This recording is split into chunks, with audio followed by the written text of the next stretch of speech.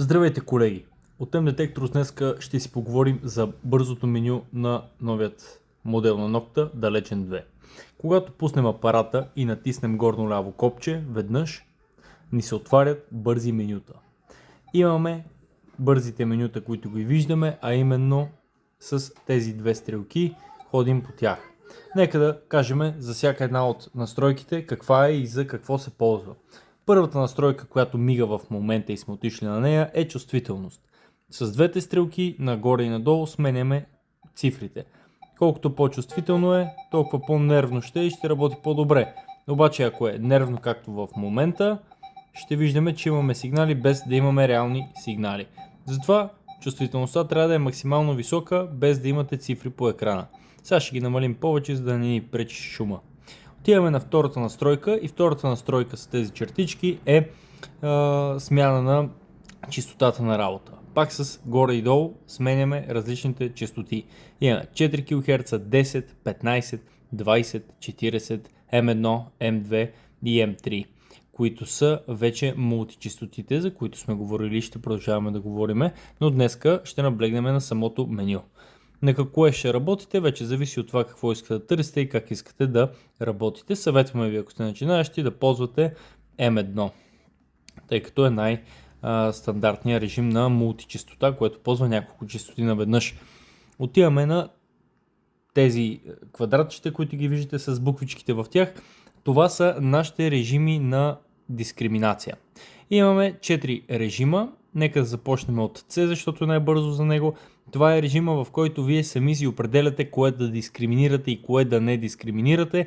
Тоест, ако сте начинащи търсачи, за началото не го пипате. Съветваме ви, ако за пръв път работите с апарат, да ползвате тази опция А, защото тя дискриминира всичките метали. Докато, примерно, когато отидем на следващата опция 6, която виждате, или Б, тази опция се използва, когато имаме шумове от земята. Тоест, за момента не я пускате в началото, докато не свикнете с апарата. Имаме опция F. Тази опция на дискриминация предотвратява хващането на повечето гадни черни сигнали, като пирони, например, и така нататък. Отиваме на следващата настройка. Това е тази чертичка тук, която мига в момента. Именно тя ни показва бързината или по-скоро скоростта на работа на апарата. Колкото по-висока е, толкова по-добре апарата ще разделя малки метали по-наплитко, колкото по-намалено е, толкова по-трудно ще разделя, но ще увеличи дълбочината на търсене. С една дума вече вие трябва да си определите какво търсите и как искате да го търсите. Отиваме на предпоследната настройка. Това е настройка за отхвърляне всъщност на капачките.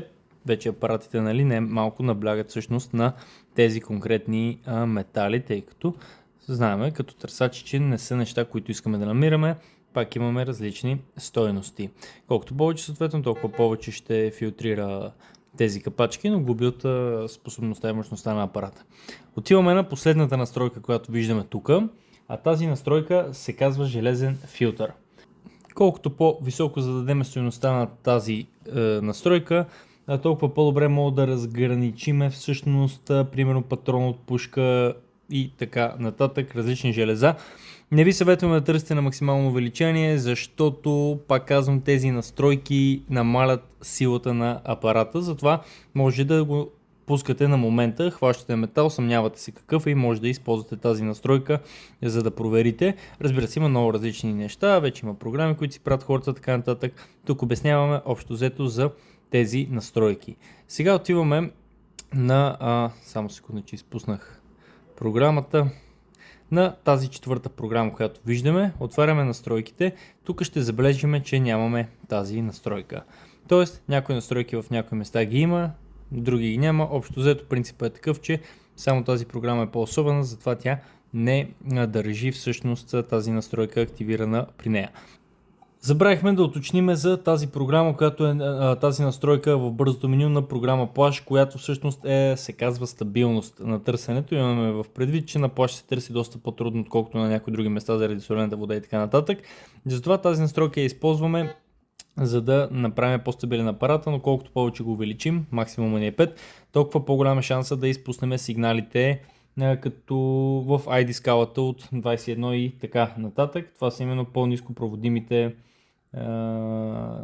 сигнали, общо взето. Така че тази настройка имаме при програма Flash. Сега отиваме в настройките, които виждаме долу. Това ни е настройка за шума на апарата, колко да е силен или колко да е слаб. След което отиваме на следващата настройка. Тази настройка се използва, за да елиминирате някакви смущения, които се случват при търсене и така нататък. Отиваме на третата настройка, която виждаме тук, само че ще трябва да намалиме малко звука, за да не ни пречи. Така, отиваме в тази третата настройка, която виждате с интересната графика по нея. Тази настройка всъщност е за потискане на земните смущения, които получаваме. Тук ви даваме един съвет, дръжте я изключена, освен ако не се налага в някои конкретни моменти. За начало не ви трябва като начинащи търсачи. Минаваме на следващата настройка и това е за дълбокото идентифициране, на самите метали. Тази настройка всъщност ни позволява, когато хванем някои по-дълбоки метали цветни, които ни ги обърнало като черно, всъщност ние да идентифицираме този метал като цветен все пак. Тоест това ни помага да намерим някои по-дълбоки метали, които общо взето може да са проблемни по принцип.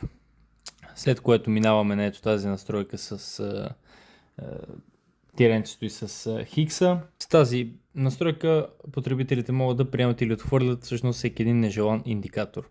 Продължаваме в следващата настройка, която ни е за яркост на дисплея. Продължаваме в следващата. Само секунда, че изключихме яркостта.